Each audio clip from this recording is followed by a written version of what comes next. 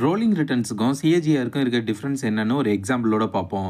ஜனவரி 1 2023ல ஒரு 1,00,000 ஒரு ஃபண்டில் இன்வெஸ்ட் பண்ணுறீங்கன்னா, ஜனவரி 1 2026ல 1,40,000 ஆகியிருக்குன்னு வச்சுப்போம்.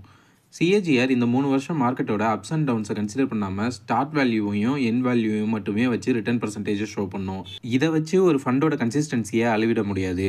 இதுவே ரோலிங் ரிட்டர்ன்ஸில் நீங்கள் விருப்பப்படுற பீரியடுக்கு செக் பண்ணிக்கலாம். எக்ஸாம்பிளுக்கு ஜனவரி 1 2023 டு ஜனவரி 1 2026, ஜனவரி 2 2023 டு ஜனவரி 2 2026, ஜனவரி 3 2023 டு ஜனவரி 3 2026, ஒவ்வொரு டேட்டுக்கும் ஒவ்வொரு மாதத்துக்கும் 3 இயர்ஸ் ரிட்டர்ன்ஸ் இதில் கால்குலேட் பண்ணிக்கலாம்.